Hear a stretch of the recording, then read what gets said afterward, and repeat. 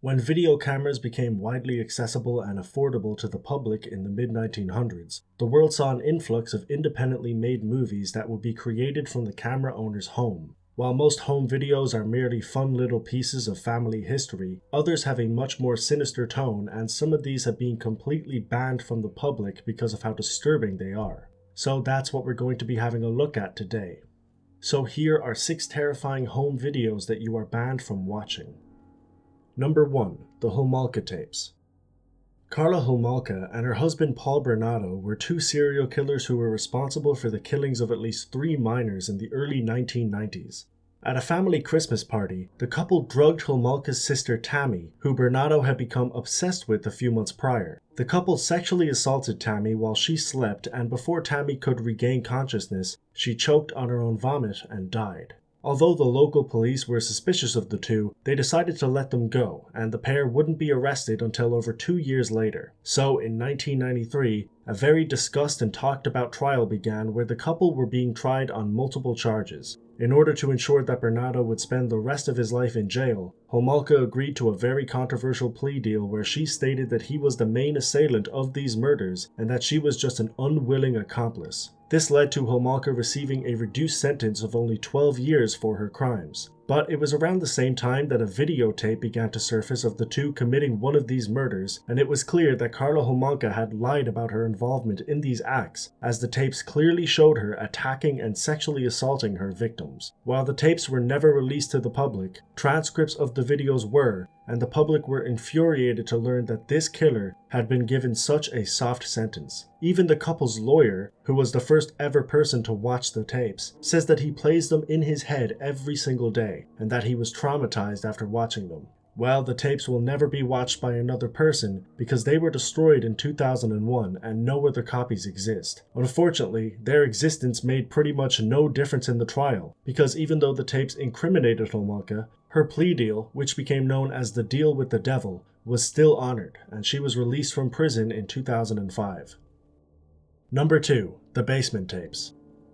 On the 20th of April 1999, 2 high school students known as Dylan Klebold and Eric Harris murdered 13 people at their local high school in Columbine, Colorado. The massacre sparked numerous debates and was discussed all over America for several reasons. One of these reasons was the large amount of documentation that the pair left behind. These included journal entries, blog posts, and more. In 1999, Time magazine released an article that stated there were 5 videotapes left behind by the pair that showed their preparations, ideas, and thoughts. These recordings became known as the Basement Tapes, and 2 of them were later released. One showed the pair shooting in a mountain range, and the other was a short film they created known as Hitmen for Hire. The other 3 tapes were never released because of a court order, but transcripts of the tapes were released, and it was clear that the remaining tapes gave a substantial amount of insight into the minds of these killers as they discussed, prepared, and planned for their attack. There has been a lot of talk as to whether or not these tapes should be released, but as of now, the court order stands and the tapes remain banned from the public eye. Number 3. Groupie.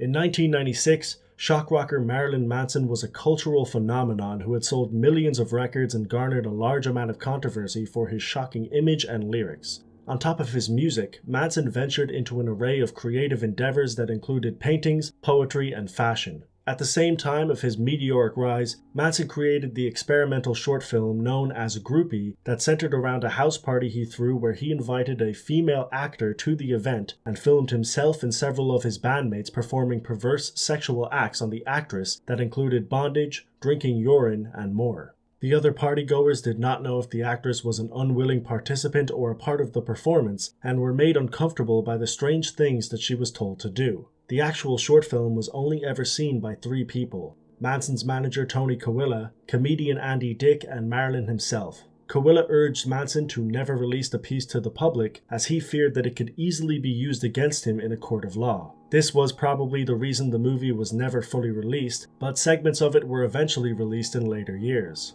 Manson's imagery has always been quite disturbing and graphic, so one can only imagine what must have been on this tape to stop its release. The fate of the short film remains unknown, but it's probable that it was destroyed due to its graphic nature. Number 4. The Slivka Recordings.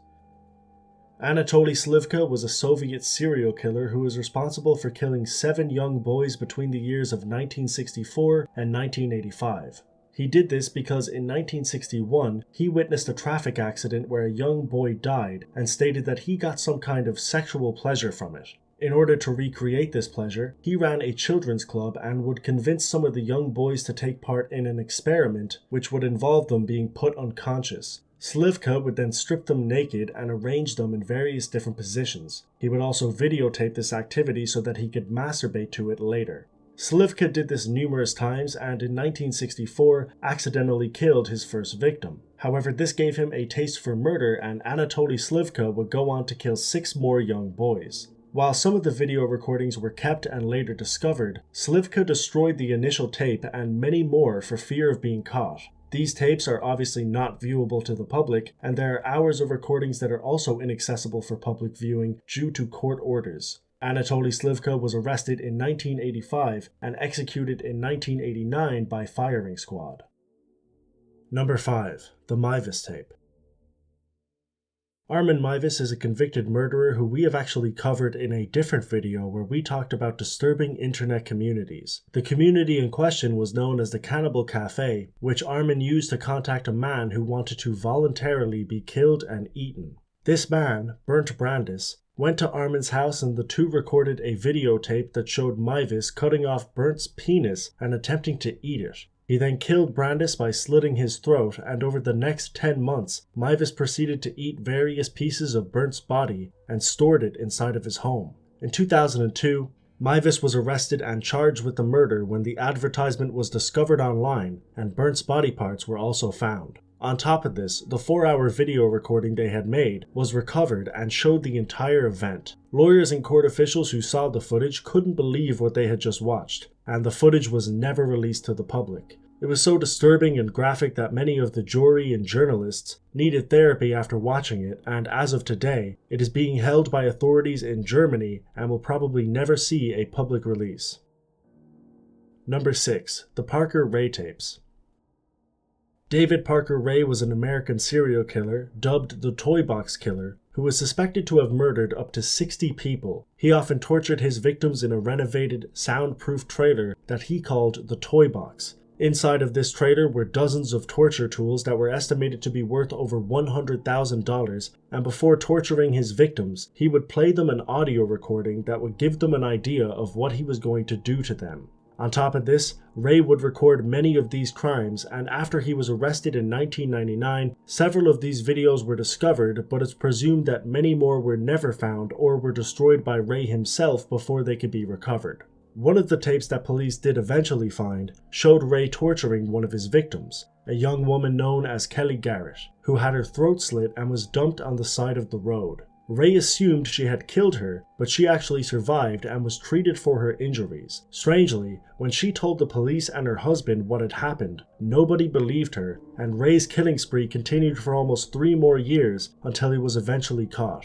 These tapes helped prove Kelly's story, but were a haunting reminder of an extremely dark time, and for obvious reasons, this video remained in the hands of the authorities and was never released to the public. And that's all for today's video. Thanks a million for watching. I try and make a creepy list like this every week, so if you want to subscribe for that, you can. The footage, music, and sources used will all be linked down below in the description. You can also follow me over on Facebook, Twitter, or Instagram, all of which are DeBurk321. But like I said, that's all for now. As always, until next time.